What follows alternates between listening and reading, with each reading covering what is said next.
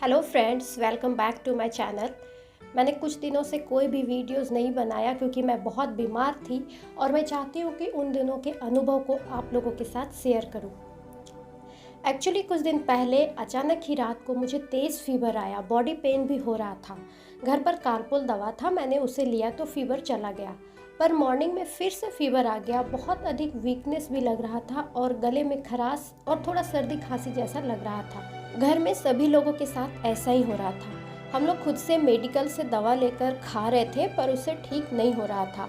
फिर सदर हॉस्पिटल के डॉक्टर्स के नंबर जारी किए गए थे, उनसे हमने कांटेक्ट किया। उन्होंने जो दवा बताया वो हम लोग ले रहे थे, पर मेरा बुखार कम नहीं हो रहा था।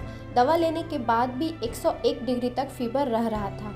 मैंने फिर से कांटेक्ट किया तो डॉक्टर ने टाइफाइड टेस्ट कराने को बोला और फिलहाल फीवर कम करने के लिए एक नाइस टैबलेट लेने के लिए सजेस्ट किया। मैंने वो टैबलेट लिया, उससे फीवर बिल्कुल चला गया। हालांकि मैंने टाइफाइड टेस्ट भी करा लिया था, उसका रिपोर्ट भी नेगेटिव आया। 1-2 दिन के बाद मैंने ये फील किया कि मेरे नाक में किसी भी चीज़ का बिल्कुल भी स्मेल नहीं आ रहा है। उसके 2 दिन पहले से मेरे हस्बैंड के नाक से भी स्मेल गायब था। हम बहुत घबरा गए क्योंकि ये सब कोरोना के भी सिम्टम्स हैं। मेरी एक फ्रेंड है रूपानी, उससे फ़ोन पर बात हुई और उसने बताया कि कुछ दिन पहले उसके घर में भी सबके साथ ऐसा हुआ था। फिर सब लोग दवा खाने के बाद ठीक हो गए और अब स्मेल भी आ रहा है। ये सुनकर हमें बहुत रिलैक्स फील हुआ। हमारे friend circle and family members में और भी बहुत लोग हैं जिनके साथ ऐसा प्रॉब्लम हुआ है। एक्चुअली में अभी ऐसा वायरल फीवर चल रहा है जिससे बहुत से लोग अफेक्टेड हो रहे हैं। हालांकि ये कोरोना के सिम्टम्स से मैच तो करता है, लेकिन इसे कोरोना नहीं कह सकते। वैसे हमने कोरोना टेस्ट भी करवाया था जो कि नेगेटिव आया था। हमारे पहचान में जिन लोगों के साथ भी ऐसा हुआ उन लोगों का भी रिपोर्ट नेगेटिव आया। मैं ये सारी बातें आप लोगों के साथ इसलिए शेयर कर रही हूँ ताकि यदि आप लोगों के साथ भी ऐसा कुछ हो तो आप लोग घबराएं नहीं, डरे नहीं। इनिशियल स्टेज में ही डॉक्टर से कंसल्ट करके मेडिसिन ले लें और साथ ही साथ अदर प्रिकॉशनरी मेजर्स भी लेते रहें, लाइक मेडिटेशन, एक्सरसाइज, भाप और गार्गल।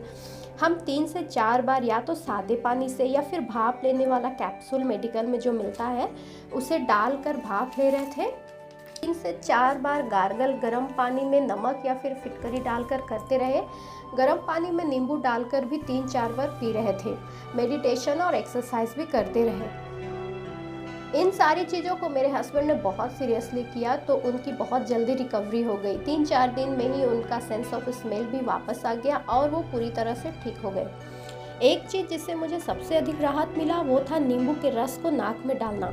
कई बार मेरा नाक बहुत जाम हो जाता था, यहाँ तक कि सांस लेने में भी तकलीफ होती थी और बहुत बेचैनी लगती थी मुझे।